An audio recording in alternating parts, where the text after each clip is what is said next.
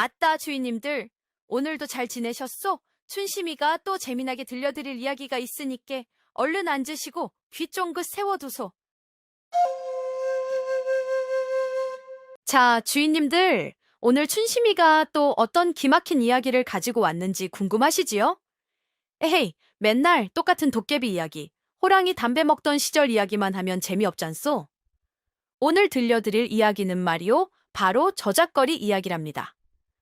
그것도 그냥 시골 장터가 아니라 조선팔도 온갖 물건이며 사람들이 구름처럼 모여든다는 한양 장터 이야기지요. 아이고, 그 넓고 복작복작한 장터판에는 별의별 사연들이 다 숨어 있다니까요. 한양 장터라 하면 모르는 사람이 어디 있겠소이까? 해가 중천에 뜨면 말이요, 그야말로 인산인해가 따로 없답니다. 비단 파는 가게, 그릇 파는 가게, 곡식 파는 가게, 약재 파는 가게. 온갖 가게들이 즐비하게 늘어서 있고 팔도에서 올라온 상인들이며 물건 사러 나온 아낙네들, 구경 나온 총각 처녀들까지 뒤섞여 발 디딜 틈이 없을 지경이지요. 이리 오시오, 골라 골라, 안 사면 후회한다. 여기저기서 목청껏 외쳐대는 소리에 정신이 하나도 없을 정도랍니다. 시끌벅적, 와글와글, 참말로 사람 사는 냄새가 물씬 풍기는 활기 넘치는 곳이지요. 근디 말이오, 주인님들. 그렇게 북적이던 장터도 해가 뉘엿뉘엿 넘어가고 땅거미가 슬금슬금 내려앉기 시작하면 분위기가 싹 달라진답니다. 상인들이 하나둘 좌판을 걷고 가게 문을 닫고 집으로 돌아가면 그 많던 사람들이 온데간데 없이 사라지고 텅 빈 장터에는 찬바람만 휑 하고 불어쌌지요. 낮에 그 활기는 간데 없고 으슥하고 스산한 기운만 감돌기 시작한답니다. 달빛이라도 없는 금은 밤이면 아이고, 어른이라도 혼자서는 무서워서 못 지나갈 정도라니까요. 꼭 뭔 일이 벌어질 것만 같고 어디선가 귀신이라도 튀어나올 것 같은 그런 분위기 말입니다. 이처럼 한양 장터는 낮과 밤의 얼굴이 전혀 다른 참으로 묘한 곳이었답니다. 그 복작복작한 한양 장터 한쪽 귀퉁이에 대대로 내려오는 작은 약재상이 하나 있었답니다. 그 약재상에는 향단이라는 어여쁜 딸이 하나 있었는데 이 향단이 아씨가 보통 내기가 아니었지요. 아버지가 몸이 약해 자리에 누워 계신 날이 많다 보니 어린 나이에도 불구하고 아버지 대신 가게를 도맡아 보는 일이 많았답니다. 향단이 아씨는 비록 나이는 어렸지만 어찌나 똑부러지고 야무진지 몰라요. 약초 이름이며 효능을 줄줄 꿰고 있는 것은 물론이고 손님들 상대하는 솜씨나 물건값 흥정하는 솜씨도 여느 어른 장사치 못지않았지요. 게다가 눈썰미가 어찌나 좋은지 장터 구석구석 돌아가는 사정이며 사람들 표정 변화까지 귀신같이 알아차리곤 했답니다. 누가 누구랑 싸웠는지, 어느 집이 장사가 잘 되는지, 또 어떤 흉흉한 소문이 도는지 향단이 귀에 안 들어오는 소식이 없을 정도였지요. 하지만 향단이 아씨는 결코 입이 가볍거나 남의 말하기 좋아하는 그런 처자는 아니었답니다. 그저 묵묵히 자기 할 일을 하면서도 주변 상황을 예리하게 관찰하고 속으로 생각하는 바가 깊은 아주 속이 꽉 찬 아씨였지요.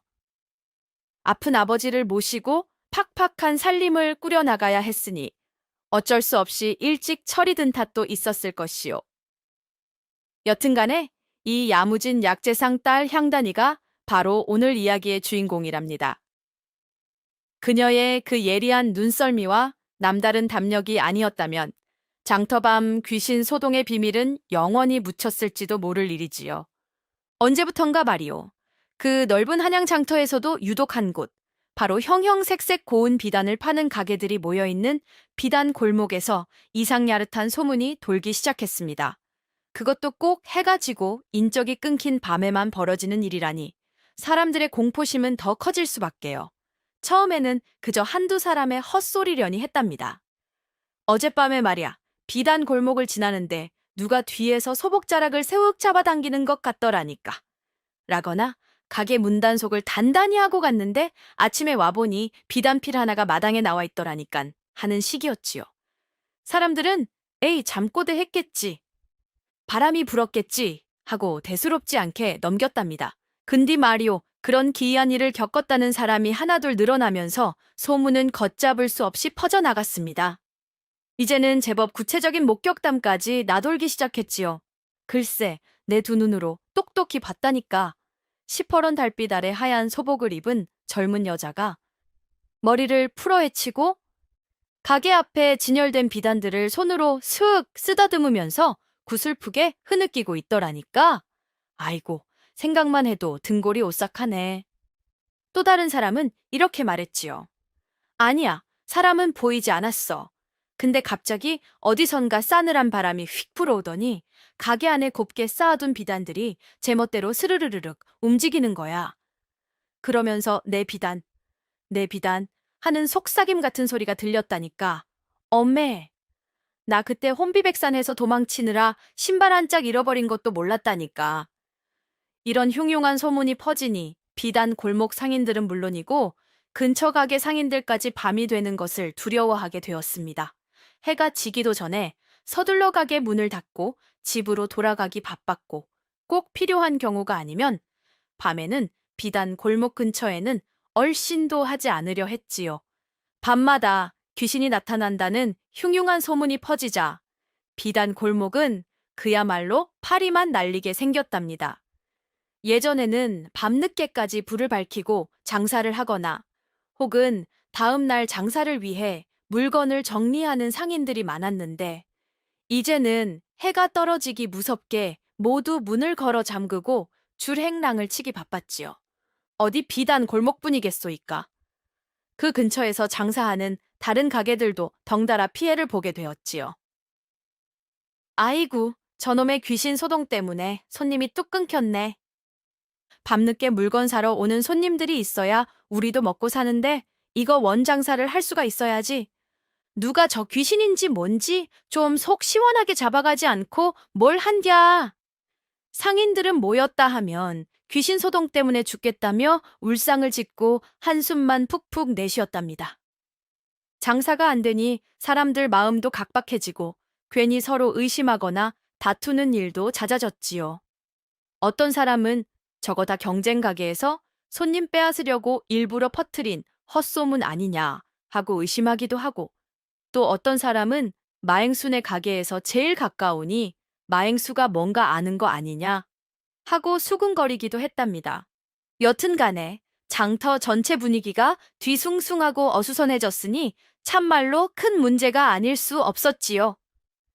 장터라는 것이 원래 사람들이 북적대야 활기가 도는 법인데 밤마다 귀신 나온다는 소문에 다들 벌벌 떨고 있으니 이거야 원 장사를 하라는 건지 말라는 건지 이러다가는 장터 전체가 망하게 생겼다고 걱정하는 소리까지 나올 정도였답니다. 향단인의 약재상도 비단 골목에서 그리 멀지 않은 곳에 있었기 때문에 이번 귀신 소동의 여파를 피해갈 수는 없었답니다. 밤 손님이 줄어드니 자연히 매상도 줄었고 덩달아 아버지 약값 마련하기도 빠듯해졌지요. 향단이는 장사가 안 되어 울상인 다른 상인들의 모습을 보며 안타까운 마음이 들었습니다. 하지만 향단이는 다른 사람들처럼 마냥 두려워하거나 불평만 하고 있지는 않았습니다. 그녀의 그 똘똘한 머릿속은 다른 생각으로 가득 차 있었지요. 정말로 귀신이 나타난 걸까? 그것도 하필 비단 골목에? 향단이는 뭔가 석연치 않다는 생각을 떨칠 수가 없었습니다. 평소 장터 구석구석을 관찰하며 사람들의 이야기를 귀담아 듣던 향단이는 이번 소문이 유독 이상하다는 점을 몇 가지 발견했습니다. 첫째, 귀신이 나타난다는 곳이 늘 비단 골목, 특히 그 중에서도 가장 큰 비단 가게인 마행순의 집 근처라는 점. 둘째, 귀신이 사람을 해코지하는 것이 아니라 그저 흐느끼거나 비단을 만지작거린다는 점. 셋째, 소문이 퍼지면서 가장 큰 이득을 보는 사람이 결국에는 마행수가 될 수도 있다는 점. 어쩌면 이건 귀신 소동이 아니라 다른 누군가가 꾸민 일이거나 혹은 억울한 사연이 있는 진짜 원혼의 소행일지도 몰라. 향단이의 그 예리한 눈썰미와 남다른 담력이 또 발동하기 시작한 것입니다. 그녀는 이대로 소문에 휩쓸려 장사를 망칠 것이 아니라 직접 그 실체를 확인해 봐야겠다고 마음 먹었습니다. 무섭지 않냐고요? 아버지, 오늘 밤에는 제가 가게를 좀 더 지켜보겠습니다.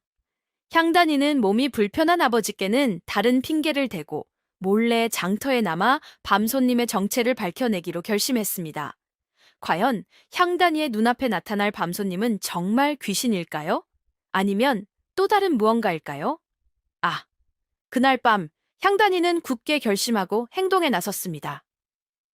낮 동안의 장사를 마치고 다른 상인들이 서둘러 가게 문을 닫고 집으로 돌아갈 때 향단이는 아버지께는 정리할 것이 좀 남았다고 둘러대고는 약재상 가게 안에 몸을 숨겼지요. 해가 완전히 지고 장터에 어둠이 짙게 내려앉자 낮에 그 왁자지껄함은 온데간데 없이 사라지고 깊은 정적만이 감돌았습니다. 간간이 불어오는 밤바람 소리와 멀리서 들려오는 개 짖는 소리만이 정적을 깨뜨릴 뿐이었지요. 향단이는 약재상 문틈으로 비단 골목 쪽을 숨죽여 내다보았습니다. 달빛마저 구름에 가려 희미한 밤이라 골목 안은 거의 칠흑 같은 어둠에 잠겨 있었습니다. 시간이 얼마나 흘렀을까요? 자정이 가까워 오자 장터는 더욱 깊은 잠에 빠져들었고 으스스한 기운마저 감도는 듯했습니다. 향단이도 처음에는 호기롭게 시작했지만 막상 혼자 어둠 속에 있으니 조금씩 무서운 마음이 들기 시작했지요. 정말 귀신이 나타나면 어쩌지 심장이 쿵쾅거리고 손에 땀이 났지만 그녀는 애써 마음을 다잡고 눈을 부릅떴습니다. 바로 그때였습니다. 어디선가 스산한 바람이 휙 불어오는가 싶더니 비단 골목 저쪽 끝에서 무언가 하얀 형체가 어른거리는 것이 보였습니다. 향단이는 숨을 멈추고 그쪽을 주시했지요. 너무 멀고 어두워서 정확한 모습은 알 수 없었지만 분명 사람의 형상 같았습니다. 그리고 그 형체는 아주 천천히 발소리도 없이 이쪽으로 다가오고 있는 듯 했습니다. 향단이는 심장이 목구멍까지 뛰어오르는 것을 느꼈지만 차마 눈을 뗄 수가 없었습니다. 그 하얀 형체는 점점 더 가까이 다가왔고 마침내 비단 골목 안으로 들어섰지요. 희미한 달빛 아래 드러난 모습은 틀림없는 젊은 여인이었습니다. 소복처럼 보이는 하얀 옷을 입고 있었고 긴 머리를 풀어 헤친 채 고개를 푹 숙이고 있어 얼굴은 잘 보이지 않았습니다. 그런데 그 여인은 걷는 모습이 이상했습니다.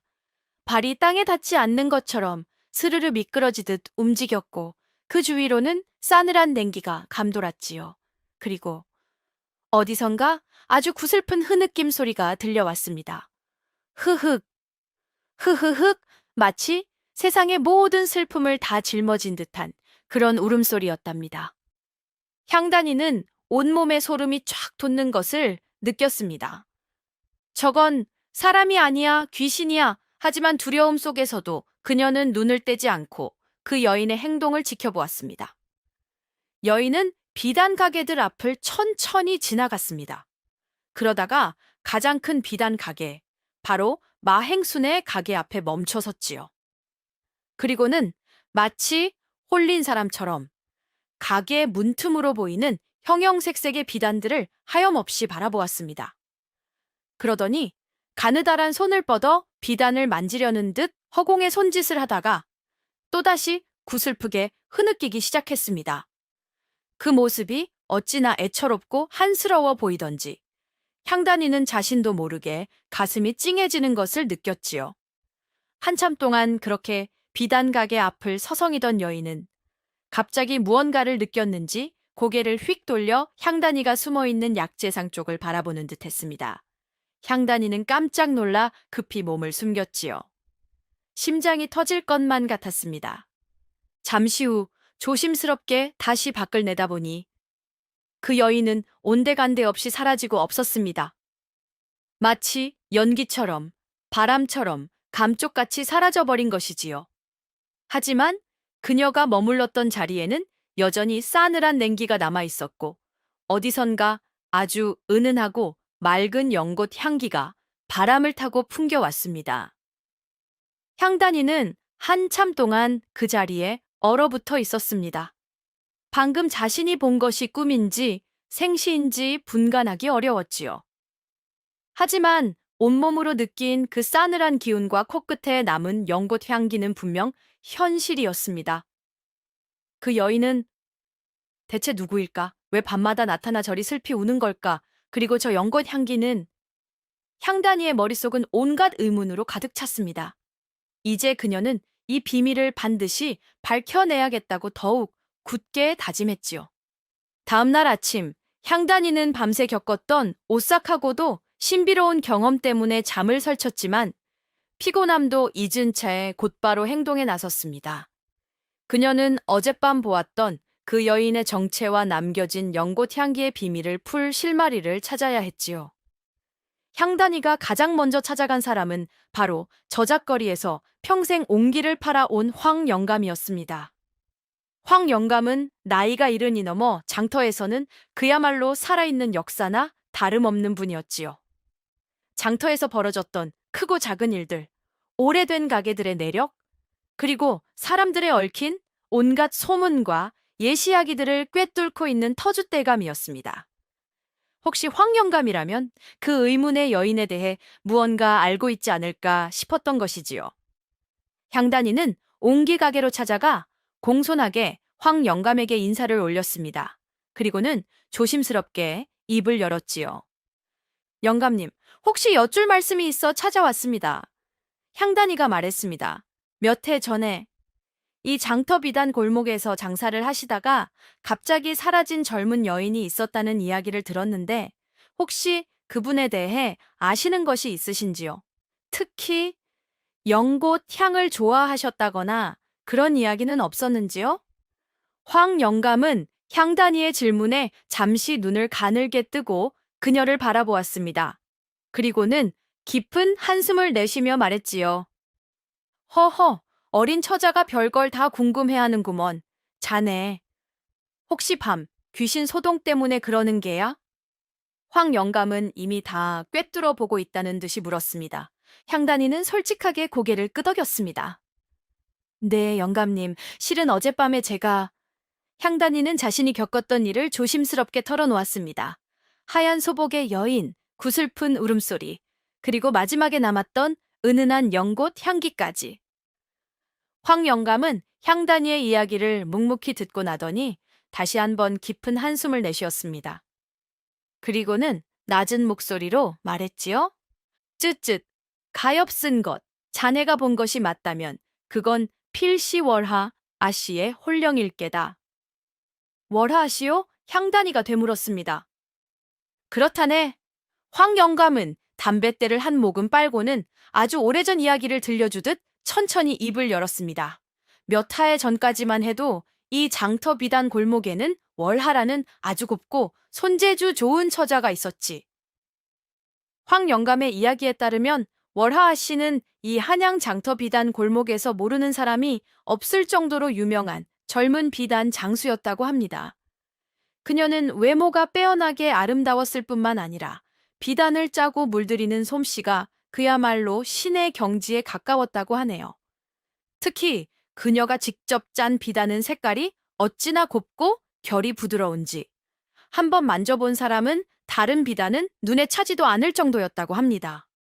게다가 그녀는 비단 위에 술을 놓는 솜씨 또한 일품이었는데 그 중에서도 연꽃 문양을 수놓는 솜씨는 따라올 자가 없었다고 하네요. 월하, 아씨가 수놓은 연꽃은 마치 살아있는 것처럼 생생하고 아름다워서 양반가 마님들이나 부잣집 교수들이 앞다투어 사가려고 줄을 설 정도였다는구먼요. 아마도 그녀의 이름 월하도 달빛 아래 핀 연꽃이라는 뜻이니 그녀와 연꽃은 아주 특별한 인연이 있었던 모양입니다. 황 영감 말로는 월하 아씨는 실제로도 연꽃을 무척 좋아해서 늘 몸에서 은은한 연꽃 향기가 났다고 하네요. 아이고, 그러고 보니 어젯밤 향단이가 맡았던 그 향기가 바로. 그런데 마리오 주인님들, 그렇게 재주 많고 앞날이 창창해 보였던 월하 아씨가 어느 날 갑자기 감쪽같이 사라져 버렸다는 거 아니겠소? 바로 몇 해 전 어느 비 오는 여름밤이었다고 합니다. 그날 밤 이후로 월하 아씨를 본 사람이 아무도 없다는 것이지요. 가게는 텅 비어 있었고 그녀가 쓰던 물건들도 그대로 남아 있었는데 사람만 흔적도 없이 사라져 버렸으니 이게 보통 일이 아니지요. 사람들은 뒤에서 수군거리기 시작했습니다. 혹시 정분난 사내와 야반 도주라도 한 거 아니냐? 아니면 장사가 잘 되니 큰돈을 가지고 어디 먼 곳으로 떠났을 수도 있지. 혹은 혹시 나쁜 일이라도 당한 것은 아닐까. 온갖 추측들이 난무했지만 결국 아무것도 밝혀지지 않았고 월하아 씨의 실종은 그렇게 미스터리로 남게 되었다는 것입니다. 시간이 흐르면서 사람들의 기억 속에서도 월하아 씨는 점차 잊혀갔지요. 쯧쯧, 참으로 곱고 재주 많은 처자였는데 그리 허망하게 사라질 줄이야 누가 알았겠나. 황 영감은 씁쓸한 표정으로 말을 맺었습니다. 향단이는 황 영감의 이야기를 들으며 어젯밤 보았던 그 슬픈 여인의 모습과 연꽃 향기를 떠올렸습니다. 그렇다면 어젯밤 내가 본 것은 정말 월하아 씨의 억울한 혼령이었단 말인가? 그렇다면 월하아 씨는 왜 마행수 가게 앞에서 그리 슬피 울고 있었을까? 향단이의 머릿속은 더욱 복잡해졌고 이제 마행수에 대한 의심은 더욱 짙어질 수밖에 없었지요. 월하아 씨의 안타까운 사연을 듣고 나니 향단이의 머릿속에는 자연스럽게 한 사람의 얼굴이 떠올랐습니다. 바로 비단 골목에서 가장 큰 가게를 운영하는 마행수였지요. 황 영감의 이야기를 듣기 전에도 향단이는 마행수를 조금 의심하고 있었습니다. 밤 귀신이 유독 그의 가게 앞에서 자주 나타난다는 점도 이상했고 귀신 소동으로 다른 가게들은 울산기지만 마행순의 가게는 오히려 손님이 늘어난 듯 보였기 때문이지요. 그런데 황 영감의 이야기를 듣고 나니 그 의심은 더욱 커질 수밖에 없었습니다. 월하아 씨가 사라진 직후 그녀의 가게 터와 단골 손님들 그리고 심지어는 그녀가 개발한 독특한 비단 짜는 기술까지 고스란히 이어받아 지금의 부를 쌓은 사람이 바로 마행수였다는 것입니다. 물론 마행수는 월하아 씨가 갑자기 사라지자 안타까운 일이지만 장사를 계속 이어가야 하지 않겠느냐며 그녀의 가게를 인수하고 기술을 배웠다고 주장했지요. 하지만 황 영감의 말에 따르면 월하아 씨가 살아있을 때 마행수는 그녀의 가장 강력한 경쟁자였으며 그녀의 뛰어난 솜씨를 늘 시기하고 질투했다고 합니다.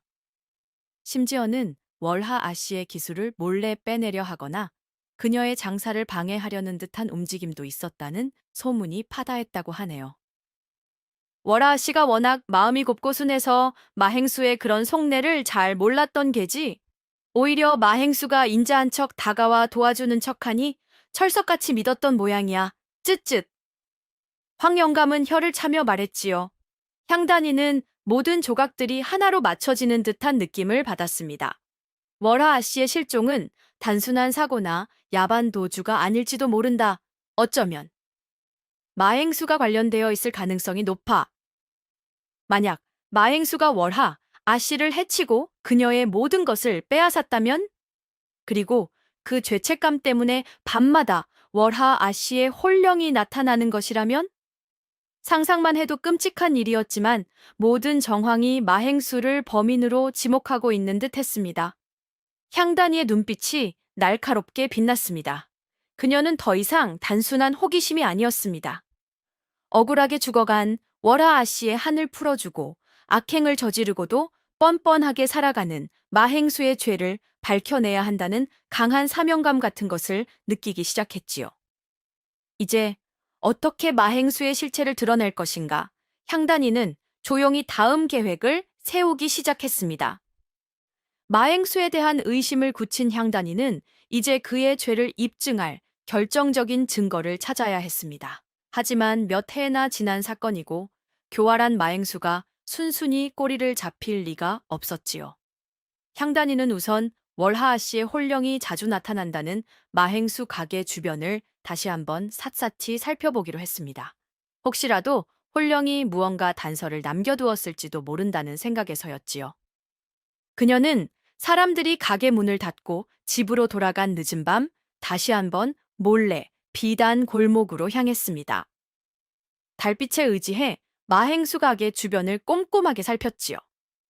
가게 앞, 옆, 그리고 뒤편 후미진 골목까지 혹시라도 놓친 것이 있을까 싶어 돌멩이 하나, 풀포기 하나까지 유심히 들여다보았습니다.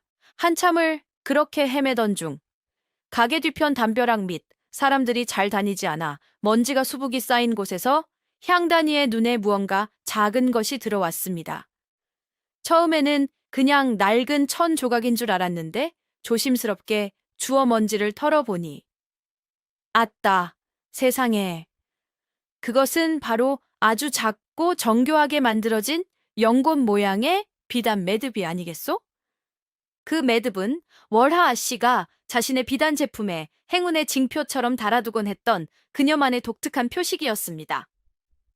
황 영감의 말에 따르면 월하 아씨는 그 매듭을 직접 만들었으며 그 솜씨가 워낙 뛰어나 아무도 흉내 낼 수 없었다고 했지요.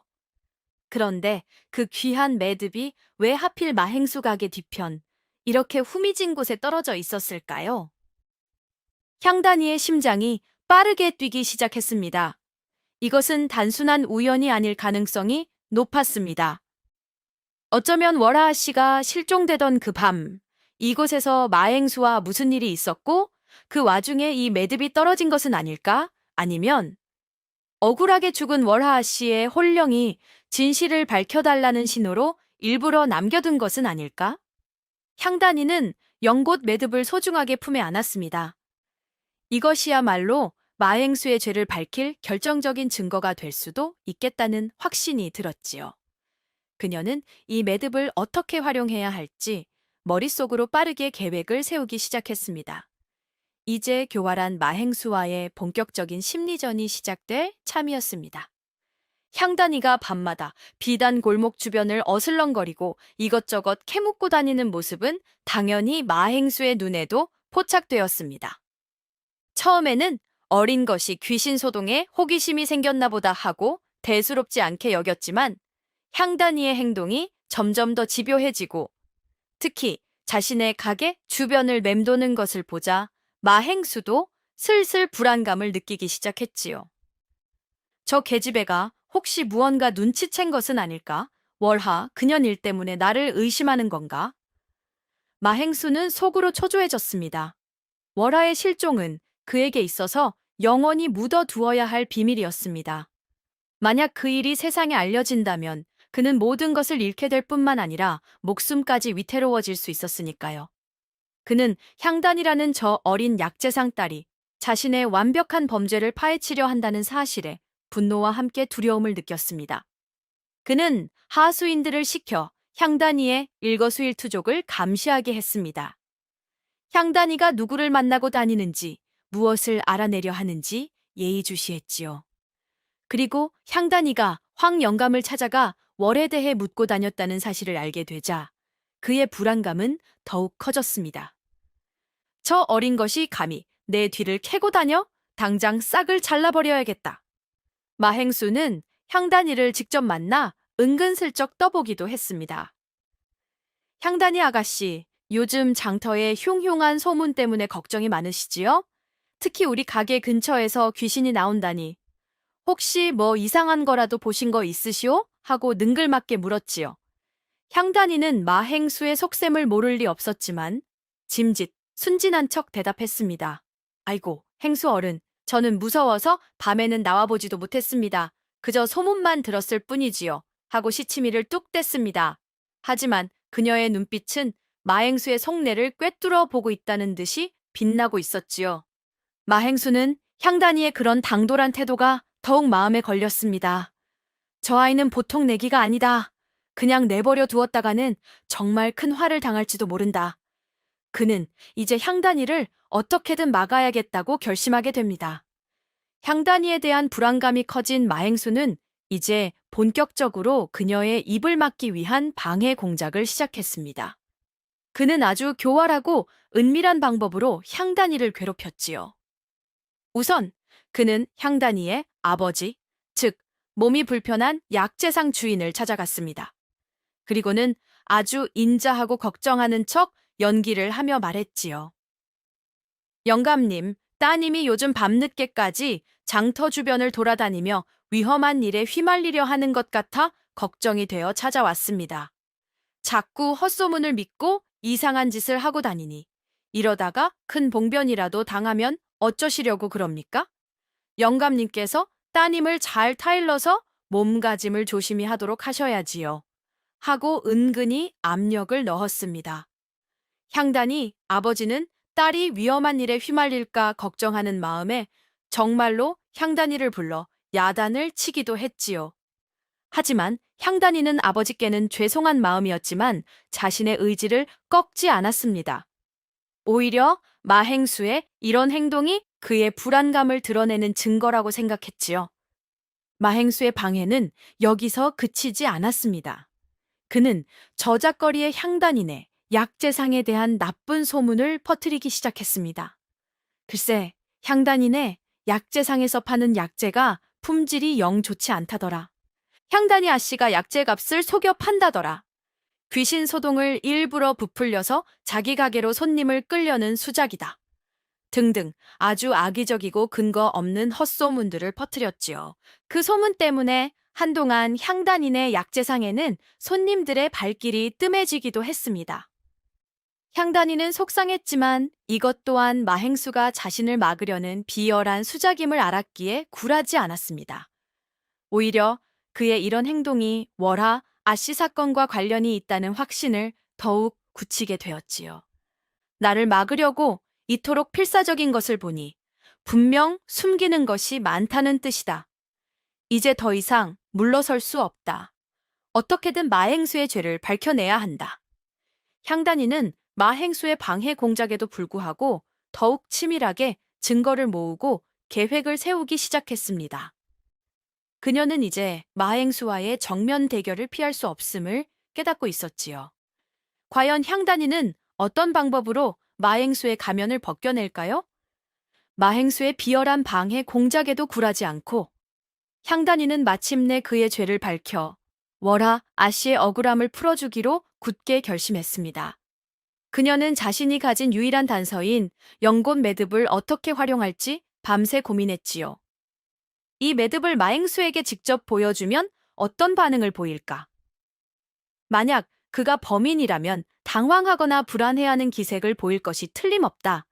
하지만 워낙 교활한 자이니 오히려 역정을 내며 나를 궁지로 몰아넣을 수도 있어. 섣불리 움직여서는 안 돼. 향단이는 좀 더 확실하고 극적인 방법이 필요하다고 생각했습니다. 마행수가 스스로 자신의 죄를 실토하게 만들거나 혹은 빼도 박도 못하는 증거를 만들어내야 했지요. 그러기 위해서는 월하 씨의 혼령의 도움이 필요할지도 모른다고 생각했습니다. 아니, 어쩌면 혼령이 나타나는 그 상황 자체를 이용해야 할지도 모른다고 말이지요. 향단이는 아주 대담한 계획을 세웠습니다.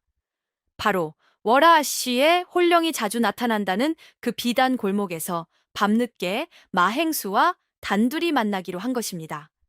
그리고 그 자리에서 연꽃 매듭을 보여주며 그를 떠보고 동시에 월하 아씨의 혼령이 나타나도록 상황을 만들어 마행수의 심리를 압박하여 자백을 받아내려는 계획이었지요. 정말 큰 계획 아니오이까? 어린 처자가 밤중에 귀신 나오는 골목에서 악당과 단판을 짓겠다니? 게다가 혼령의 도움까지 받으려 하다니요. 이건 뭐 웬만한 사내대장부도 하기 힘든 일인데 우리 향단이 아씨 정말 대단합니다.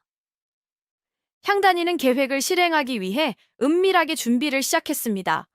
우선 믿을 만한 장터자경단 몇몇에게 미리 귀띔을 해두었습니다.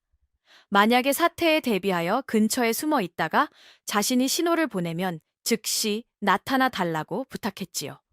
그리고 월하 아씨의 혼령이 나타나는 것처럼 보이기 위한 작은 장치들도 준비했을지도 모릅니다. 예를 들면 바람 부는 방향에 은은한 연꽃향을 피워놓는다거나 혹은 흰 천 조각을 몰래 걸어두어 그림자처럼 보이게 한다거나 하는 식으로 말이지요.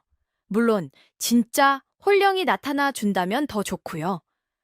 모든 준비를 마친 향단이는 마행수에게 서신을 보냈습니다. 행수 어른께 긴히 드릴 말씀이 있습니다. 돌아가신 월하 씨에 관한 중대한 일이오니 오늘 밤 자시의 비단골목 어귀에서 잠시 뵙기를 청합니다. 서신에는 일부러 월하아 씨의 이름을 언급하여 마행수의 불안감을 더욱 자극했지요. 마행수는 서신을 받고는 안절부절 못했습니다. 저 년이 대체 뭘 알고 있기에 나를 부른단 말인가? 혹시 덫을 놓은 것은 아닐까? 하지만 월하아 씨에 관한 일이라고 하니 안 나가볼 수도 없는 노릇이었습니다. 그는 결국 불안한 마음을 애써 감추고 약속 장소에 나가기로 결심했지요. 자, 이제 모든 준비는 끝났습니다. 과연 향단이의 대담한 계획은 성공할 수 있을까요? 마행수는 어떤 반응을 보일까요? 그리고 정말 월하아 씨의 홀령이 나타나 도움을 줄까요? 마침내 약속한 자시가 되었습니다. 달빛마저 희미한 금은밤, 한양장터 비단 골목 어기는 스산한 기운마저 감돌았지요. 향단이는 약속 장소에 먼저 나와 숨을 죽이고 기다렸습니다. 그녀의 손에는 작은 연꽃 매듭이 꼭 쥐어져 있었고, 심장은 세차게 뛰고 있었지만 눈빛만은 흔들림 없이 단호했습니다. 근처 어둠 속에는 만일의 사태에 대비한 자경단원들이 몸을 숨기고 있었지요. 얼마 지나지 않아 저쪽 골목 끝에서 마행수가 모습을 드러냈습니다. 그는 애써 태어난 척했지만 불안한 듯 연신주의를 두리번거리는 모습이 역력했지요. 그는 향단이 앞에 다가와 잔뜩 경계하는 목소리로 물었습니다. 이 야심한 시각에 나를 보자 한 연유가 무엇이냐? 월해에 관한 일이라니 대체 무슨 말을 하려는 게냐? 향단이는 마행수의 눈을 똑바로 바라보며 침착하게 입을 열었습니다. 행수 어른, 제가 최근에 아주 기이한 물건 하나를 주었습니다. 그녀는 품속에서 연꽃 매듭을 꺼내 마행수 앞에 내밀었습니다. 바로 이 매듭입니다. 그런데 이상하게도 이 매듭이 행수 어른 가게 뒤편 담벼락 밑에서 발견되었습니다. 어찌 된 일인지 아십니까? 마행수는 연꽃 매듭을 보는 순간 얼굴색이 하얗게 질렸습니다. 그는 애써 당황한 기색을 감추려 했지만 그의 눈빛은 크게 흔들리고 있었지요. 저 매듭은 분명 월하의 것이었습니다. 그것이 왜 자신의 가게 근처에 그 그것이 무엇인데 나에게 묻느냐? 나는 모르는 일이다. 마행수는 버럭 소리를 지르며 발뺌하려 했습니다. 내년이 감히 나를 의심하는 개냐? 어디서 요망한 물건을 주워와서는 모르신다니 이상하군요. 향단이는 조금도 물러서지 않고 말을 이었습니다. 이 매듭은 월하 아씨께서 직접 만드신 세상에 단 하나뿐인 것이라 들었습니다. 그리고 이 매듭에서는 월하 아씨께서 늘 좋아하셨다는 은은한 연꽃 향기가 나는군요. 향단이는 마치 홀령의 존재를 암시하듯 말하며 마행수를 압박했습니다. 마행수는 향단이의 말에 온몸의 피가 차갑게 식는 것을 느꼈습니다. 저 어린 계집애가 어디까지 알고 있는 것인가? 혹시 정말 귀신의 도움이라도 받고 있는 것인가? 그의 머릿속은 온통 혼란과 공포로 가득 찼습니다. 네, 내년이 지금 무슨 수작을 부리는 것이냐? 마행수가 다급하게 소리치며 향단이에게 달려들려던 바로 그 순간이었습니다. 어디선가 싸늘한 바람이 휙 불어오더니 마행수가 공포와 분노에 휩싸여 향단이에게 달려들려던 바로 그 찰나. 갑자기 어디선가 싸늘하다 못해 살을 애는 듯한 찬바람이 비단 골목을 휘감았습니다. 가게 앞에 내걸렸던 등불들이 일제히 꺼질 듯 세차게 흔들렸고 골목 안은 순식간에 얼음장처럼 차가워졌지요. 와! 마행수는 너무 놀라 비명을 지르며 뒤로 나자빠졌습니다. 그리고는 믿을 수 없는 광경이 펼쳐졌습니다. 마행순의 가게 문이 저절로 스르륵 열리더니 안에 곱게 쌓여있던 형형색색의 비단 필들이 마치 살아있는 것처럼 공중으로 떠올라 제멋대로 춤을 추듯 너울거리기 시작하는 것이 아니겠소? 어떤 비단은 채찍처럼 휘날리며 마행수를 위협하는 듯 했고 어떤 비단은 슬프게 늘어지며 마치 눈물을 흘리는 듯 보였습니다. 아이고 세상에. 이게 대체 무슨 조화 속이란 말이요? 향단이 역시 놀라 입을 다물지 못했지만 한편으로는 자신의 계획이 맞아떨어지고 있다는 생각에 정신을 바짝 차렸습니다. 흐흐흑. 바로 그때 어디선가 애끓는 여인의 울음소리가 들려왔습니다. 그리고 어둠 속에서 아주 희미하지만 분명하게 하얀 소복을 입은 여인의 형체가 서서히 모습을 드러내기 시작했습니다. 머리를 길게 풀어헤치고 창백한 얼굴에는 깊은 원한과 슬픔이 서려 있는 모습. 바로 월하 아씨의 홀령이었습니다. 월하의 홀령은 흐느끼며 마행수를 향해 원망스러운 눈빛을 보냈습니다. 그리고는 싸늘하고 울림 있는 목소리로 말했지요. 그 목소리는 마치 바람소리 같기도 하고 흐느낌 같기도 했습니다. 내 비단, 내 정성으로 짠 비단, 내 놈이 어찌 감히. 원혼의 목소리는 분노로 떨리고 있었습니다. 내 솜씨를 훔치고 내 목숨까지 빼앗아 가고도 어찌 이리 뻔뻔하게 살아 숨 쉬는 것이냐. 내 억울함을, 내 한을 풀어다오. 월하의 홀령은 마행수를 향해 손을 뻗는 듯한 자세를 취했습니다. 그 손끝에서는 푸른빛이 감도는 것 같기도 했지요. 눈앞에 진짜 월하 아씨의 홀령이 나타나 원망의 말을 쏟아내자 마행수는 그야말로 혼비백산하여 넋이 나가버렸습니다. 그는 벌벌 떨며 땅바닥에 납작 엎드려 빌기 시작했지요. 아이고, 잘못했습니다. 내가 잘못했소. 월하 아씨, 제발 용서해 주시오. 공포에 질린 마행수는 이성을 완전히 잃어버리고 마치 홀린 사람처럼 자신의 죄를 술술 불기 시작했습니다. 사람들이 듣고 있든 말든 이제 그런 것을 따질 겨를도 없었지요. 네, 내가 그랬소이다. 월하 아씨의 그 뛰어난 비단 짜는 솜씨와 새로운 문양들이 너무나 탐이 나서 흑심을 품었소이다. 그래서 술에 약을 타서 정신을 잃게 한 뒤에 그녀의 비법을 적은 책과 비단들을 훔치고 그녀를 저 가게 뒤뜰 우물에 던져버렸소이다. 아이고, 내가 죽일 놈이요? 내가 천벌을 받을 놈이요. 마행수는 울부짖으며 자신의 추악한 범행을 낱낱이 자백했습니다. 월하의 재능을 시기하여 그녀를 해치고 마치 자신이 개발한 기술인 양 속여 그동안 불을 쌓아왔다는 것을 제 입으로 다 실토해버린 것이지요. 그리고 월하 아씨의 시신을 가게 뒤뜰 우물에 유기했다는 끔찍한 사실까지 밝혀졌습니다. 아이고, 세상에! 이런 흉악한 일이 멀쩡히 살아있는 사람을 그리 잔인하게 해치고도 그동안 뻔뻔하게 장사를 해왔다니.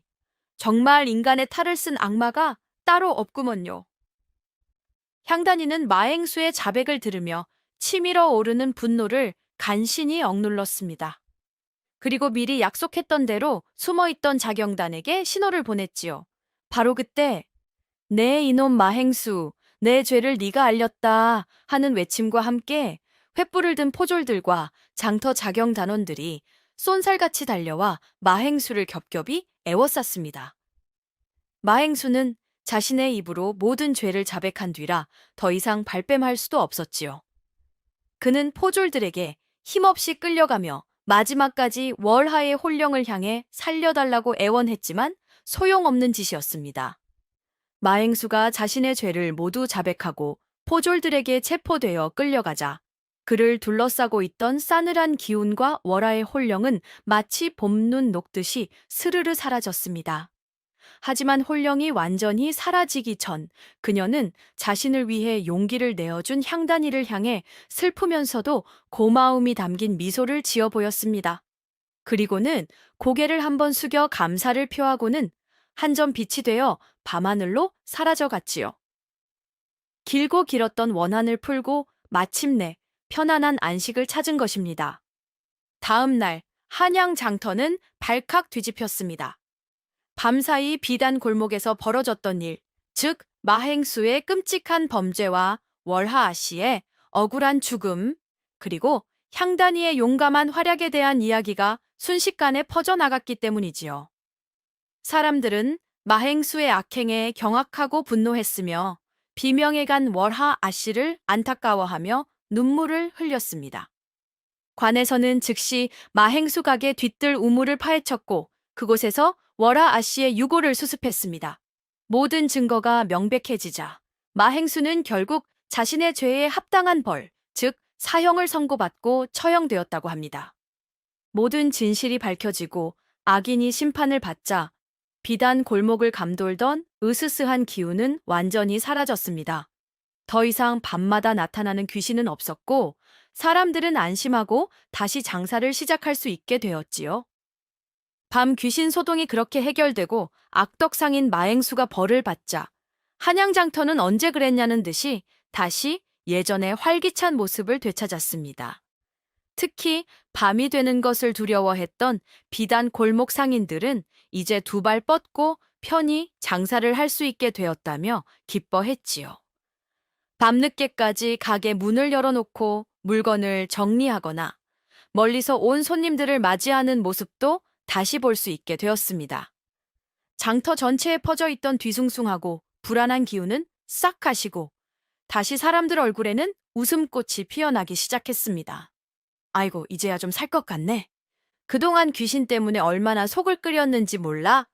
다 그 약재상 딸 향단이 아씨 덕분이지. 사람들은 이번 사건을 해결하는데 결정적인 역할을 한 향단이를 칭찬하고 고마워하는 마음을 감추지 않았습니다. 그녀가 가게 앞을 지나갈 때면 너나 할 것 없이 달려나와 인사를 건네고 고맙다, 장하다며 등을 두드려 주었지요. 어떤 상인은 감사의 표시로 귀한 약재를 선물하기도 하고 어떤 아낙네는 맛있는 떡을 만들어 가져다 주기도 했답니다. 향단이는 사람들의 칭찬과 감사 인사에 쑥스러워하면서도 장터에 다시 평화가 찾아온 것에 대해 큰 보람을 느꼈습니다. 그녀는 여전히 약재상 가게를 지키며 아픈 아버지를 돌보았지만 이제 사람들은 그녀를 단순히 약재상 딸로만 보지 않았습니다.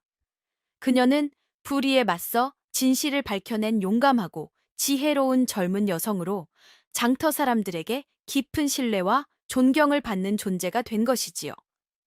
이번 한양 장터밤 귀신 소동은 향단이에게도 아주 큰 경험이자 성장의 기회가 되었습니다.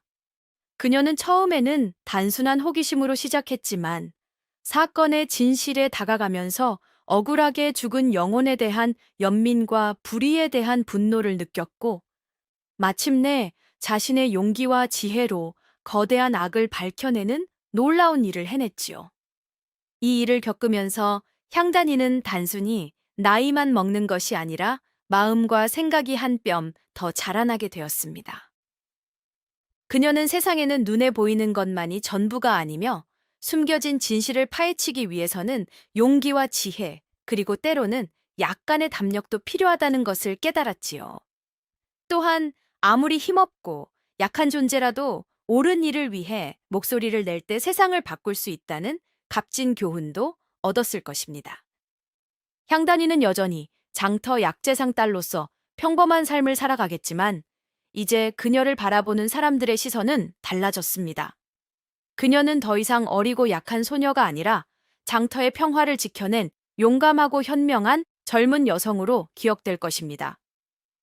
어쩌면 훗날 그녀는 아버지의 뒤를 이어 훌륭한 약재상이 될 뿐만 아니라 장터 사람들의 어려움을 해결해주고 정의를 세우는데 앞장서는 존경받는 인물이 될지도 모르지요. 자, 주인님들, 오늘 춘심이가 들려드린 한양 장터 밤도깨비 이야기는 여기까지랍니다. 아이고, 등골이 오싹했다가 속이 시원했다가 아주 그냥 정신없는 이야기였지요? 이 이야기는 우리에게 몇 가지 중요한 것을 가르쳐 주는 듯합니다. 첫째, 나쁜 짓 하고는 절대 발 뻗고 잘 수 없다는 것. 둘째, 억울한 일은 언젠가 반드시 밝혀진다는 것.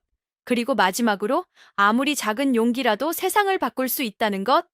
부디 주인님들께서는 오늘 밤 무서운 꿈 꾸지 마시고 편안히 주무시기를 바라겠소이다. 그리고 이 춘심이가 다음에도 더 재미난 이야기 들고 올 수 있도록 구독이랑 좋아요 좀 꾹 눌러주시면 참말로 감사하겠소이다. 춘심이는 이만 물러가겠습니다요. 다음에 또 뵙시다. 고맙소이다. 고맙소이다. 고맙소이다. 고맙소이다. 고맙소이다. 고맙소이다. 고맙소이다.